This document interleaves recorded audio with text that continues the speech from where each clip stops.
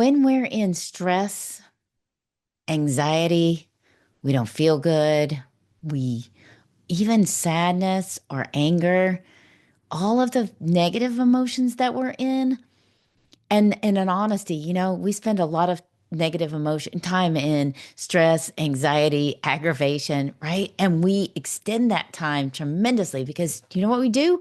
We talk about it. We call it venting.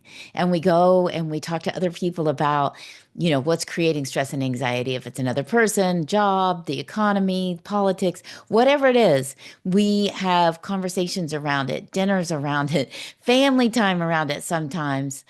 And definitely at work, all different levels of whether it's a client or a customer or a boss or a coworker that's creating it. And then we have conversations around it. And anytime that and this is going to sound different, but anytime we're in stress and anxiety, we are not trusting, right? Because if we knew without a doubt that everything was fine and everything was always going to work out, there would be no reason to be stressed or anxious. Right? And that is actually lack of trust on our part. And it happens in so many different ways. The economy changes, your job changes, something doesn't feel good. And it's also giving our power away, giving our point of power away. Because when we're in stress and anxiety, the reason we're feeling stressed and anxious is because we feel like we can't control whatever's happening, whatever the circumstance is. And it feels out of control. And then we feel stressed because we don't know for sure what's going to happen. If we had confidence in ourselves and trust and belief, not only in ourselves, but in God, the universe, the whole way the system works, right? All of those things, that everything was always working out for us, life would be so easy. And the challenge is that you're never going to hit that perfect spot where you float through life and no matter what happens, you know for sure everything is fine and it's going to be great. And it doesn't matter what the initial challenge is, it's going to take you to something bigger or greater. But we can get to a place where we think a lot more that way. And, you know, the hard part is starting it, right? Because when we're in stress and anxiety, solutions aren't coming. Everything is hard when we're stressed and anxious and worried about it. And it's because of the chemicals that are being released and the place where our brain is. When it's worrying and stressing, it doesn't see any solutions. It doesn't even look for solutions when it's in that space. And so we continue to have the difficulties, the challenges just continue over and over. When we are having a challenge with a person and we're stressed and we talk about it, every single time we interact with them, we react or they react or both of us react. And the conversation goes right down that negative pathway that our brain has already created. It's like a track. And so choosing to keep our brain in the game is part of the way that we can start to build a place to trust from. And appreciation is a tool to help us learn to trust. Because if we focus on appreciating every good thing that's coming, then we start to build more trust that good things are coming that we weren't noticing before, and that really life is better than we thought it was. And because now we're starting to focus, because as you focus on the positive and as you focus on appreciation, more good things show up. Now your trust that good things really are happening and good things are available starts to grow. And so it's interesting because trust is super important, but we have to do some other things to rebuild that trust.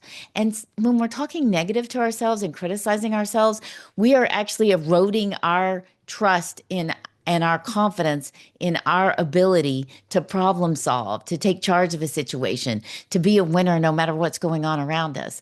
And so it's interesting, right? Because we're doing it to ourselves and we don't realize that. Even if the economy has changed and your job has changed because of that, what we're telling ourselves is how we're able to or not able to find a new solution, find a new job, find a new industry, have something else show up for us that's amazing and wonderful and better than we ever could have imagined by trusting that that was possible and choosing to believe that was possible and then taking action steps towards that. And appreciation again is a tool to help us and help us see the good things and start to trust, talking to ourselves better, being kinder to ourselves is a way to start building trust and confidence back. Because if I beat myself up and I say, you always get that wrong, you never get that right, you're not able to do that, then I'm still not going to be able to do that. But if I say to myself, well, what could I do differently that would help this work out better? Or what can I tell myself? What would my life look like if this could happen differently for me? And so when we start to open up that question in our mind, we start to allow our brain to start functioning and thinking. And as we do that, solutions start coming. And now, as we do that, and you're going to do a little bit of it and then fall back into old patterns and then do a little bit of it. But if you'll notice and appreciate every time it works out, every time something comes from that, because God, the universe is amazing. And the second you're doing a little bit, so much more is coming. And as you observe that and appreciate it, it comes faster and you start seeing it more and you start trusting more in your ability and the universe, God, the things around you that are connecting with you when you're in that space where your brain is functioning and able to look for solutions. Things show up that you would never notice otherwise, solutions and people and job opportunities. And the thing is, sometimes it takes a while, which is why you have to build that trust, right? Sometimes we really want it. We have it focused that it needs to be a certain way. Sometimes we really want to feel secure, right?